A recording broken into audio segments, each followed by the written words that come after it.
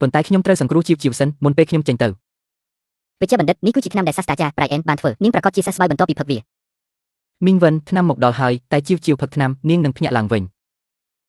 តើនរណាដឹងថាវាជាអ្វីតើខ្ញុំអាចឲ្យជីវផឹកវាបានដូចម្ដេចត្រឹមត្រូវហើយមីងវិននាងត្រូវគិតឲ្យមកចត់មិនមែនឯងនិយាយថាជីវស្លាប់ទៅហើយទេក្នុងពេលដែលនាងបានស្លាប់រួចហើយទោះបីផឹកឆ្នាំក៏មិនមានបញ្ហាអ្វីឡើយបើដូចដែលខ្ញុំបាននិយាយនាងភ្ញាក់ឡើងវិញបន្ទាប់ពីផឹកឆ្នាំវានឹងមានប្រសិទ្ធភាពទេ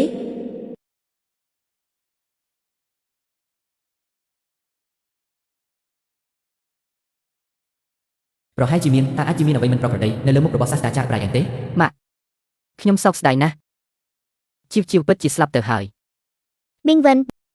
នាងបានទៅហើយមីងគួរថែរក្សាសុខភាពរបស់មីងផងត្រឹមត្រូវហើយអ្នកដន្លងជីវគឺជាកូនស្រីដែលមានកិត្តិយសនិងស្រឡាញ់ឪពុកម្ដាយនាងប្រកាសជាមិនចង់ឃើញអ្នកឈឺព្រោះនាងទេម៉ាក់កុំបារម្ភពេកអីទោះជាជីវបានចាក់ចេញពីម៉ាក់ចាប់ពីពេលនេះខ្ញុំនឹងជាកូនប្រសារនៅក្នុងគ្រួសារម៉ាក់ខ្ញុំនឹងថែទាំម៉ាក់ជំនួសជីវអេយ៉ាលេនវ៉ាឆ្កែពីរអ្នកនឹងមិនជោគជ័យទេលោកយាយនៅពេលខ្ញុំធំហើយចៅនឹងការពារលោកយាយជីវគឺជាអ្នកតែមួយគត់អ្វីទាំងអស់របស់យាយគឺជារបស់នាងអាជីវកម្មក៏ជារបស់នាងសូមទុកជីវទៅសូមទុកជីវទៅម៉ាក់វិនឆ្នាំនៅមិនទាន់ដល់ឡើយសូមឲ្យជីវមានពេលបន្តិចទៀតតើឯងចង់អ្វីខ្ញុំបានឲ្យឱកាសឯងរួចហើយឯងបន្តធ្វើឲ្យរាងកាយជីវអាប់អួរតើឯងចង់ធ្វើអ្វីទៀតគៀសៃហានលោកគួរត្រូវគោរពសម្ដីខ្លួនឯងម៉ាក់វិនគ្រប់គ្រាន់ហើយគូសុយហានសូមចេញទៅសូមចាំបន្តិច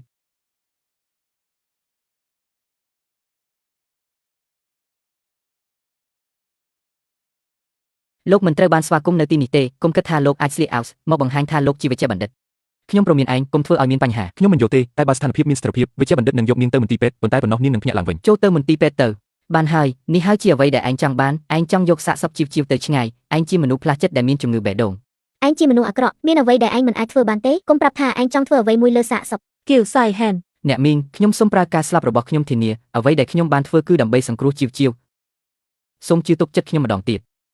ចេញទៅឈប់និយាយមិនសមនឹងគាត់ប្រាប់គាត់ឲ្យចេញពីទីនេះទោះបីជាឯងមានទ្រព្យសម្បត្តិខ្ញុំនឹងធ្វើឲ្យឯងធ្វើអ្វីតាមចិត្តទេអ្នកមីង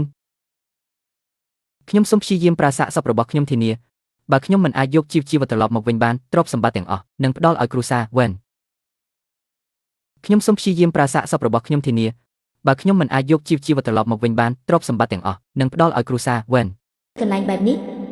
អូអត់ខានតម្លៃទ្រព្យហ្គាសៃហែនលើ100,000 លានទ្រព្យសម្បត្តិទាំងអស់របស់គាត់នឹងឲ្យគ្រួសារវ៉ែនគាត់ឈ្មោះទេចិនយ៉ាវប្រហែលជាមិនទាន់ស្លាប់ទេបើមិនដូច្នោះទេគៀវសៃហានមិននិយាយបែបនេះឡើយទ្រព្យសម្បត្តិទាំងអស់ត្រូវបានផ្ដល់ទៅគ្រួសារវ៉ែនទ្រព្យសម្បត្តិរបស់គ្រួសារហ្គានិងវ៉ែនឥឡូវនេះនឹងក្លាយជារបស់ខ្ញុំ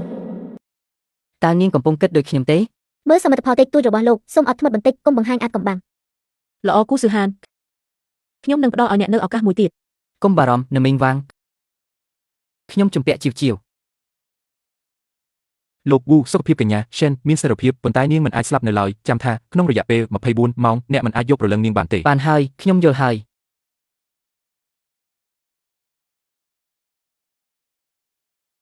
ជីវ